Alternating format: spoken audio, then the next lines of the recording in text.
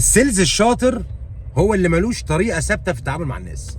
بصوا يا جماعه، اكتر حاجه لما كنت بشتغل كوتشنج وعايز اعرف اللي قدامي مندوب بروفيشنال ولا لا، وفي التعامل مع الكاستمر يعني، كنت بلاحظ طريقه كلامه وطريقه عرضه للبرودكت. لو واحده عند كل الناس بعرف ان هو عنده مشكله كبيره جدا. لو كان بيغير في اسلوبه وفي طريقته وفي الكونتنت نفسه اللي بيعرضه عن البرودكت مع كل نوع من انواع الكاستمر، بعرف ان هو بروفيشنال جدا جدا. خلي بالك، الفيرزاتيليتي في شغلنا مهمه لاختلاف الناس عن بعضها. انت عارف اقرب حاجه اشبه لك بيها القصه دي ايه؟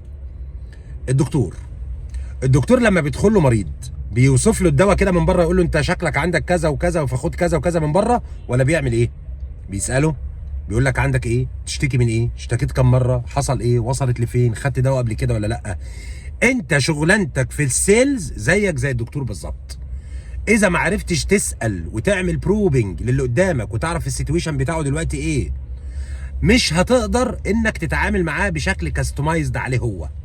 مش هتعرف تكتب له الدواء المناسب لحالته هو. هتقعد تعرض في برودكت بشكل سيستماتيك طويل جدا جدا، مش هيتناسب معاه، وفرصه انك تبيع بتقل بشكل كبير جدا. عايز تزود فرصه انك تبيع لحد، خلي الكول بتاعتك مع الكاستمر كاستمايزد عليه هو. طب كاستمايز الكول ازاي؟ اساله، اتكلم معاه. حضرتك ليك اكسبيرينس في الموضوع ده قبل كده؟ حضرتك ليك بروتوكول معين كنت ماشي عليه في الموضوع الفلاني؟ لو بكلم دكتور مثلا، لو بكلم واحد جاي يشتري عربيه، حضرتك حاطط رينج معين، بادجت معين؟ حضرتك عيله ولا حضرتك سنجل؟ طب هيفرق معايا ايه الكلام اللي بعمله معاه ده؟ هيفرق معايا ان هو لو عيله انا عارف هريكومند ليه ايه بالظبط، وعربيه حجمها ايه ودنيتها ايه. لو عرفت البادجت بتاعه عرفت هرشح له ايه بالظبط يعرف يشتريه. فالقصه مش قصه انك تبيع المنتج بنفس الطريقه لكل الناس. دي من اكبر الاخطاء اللي بقع في البيع، لان غالبا هتصيب مع 25% من الناس بس اللي يقدروا يستقبلوا المنتج بالطريقه بتاعتك دي، بالديتيلز دي. امال الصح ايه؟ الصح اسال الكاستمر اسئله بروفيشنال، اللي هو اللي احنا بنسميه بروبنج. وانس انك لقطت النيد وعرفت الراجل ده بيدور على ايه، اشتغل معاه ككونسلتنت في الحته دي وساتسفاي النيد بتاعته، هتوصل. الكل بتاعت زمان اللي هي من الجلده للجلده دي ما بقتش تاكل عيش يا شباب. اللي هيلتزم بانه يقول كلام طويل وكتير مش مناسب للي قدامه مش فارقه. انت اللي قدامك بيدور على انتيبيوتيك طعمه حلو، الراجل بيكتب انتيبيوتيك حاليا طعمه وحش.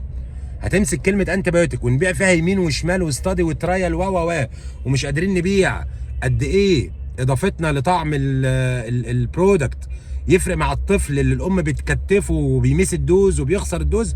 مش هنوصل مع الكاستمر لحاجه. انت عرفت مشكلته وبالتالي تعرف تبيع له. فركز مع كل نوع من انواع الكاستمر في انك تبقى عامل زي الدكتور.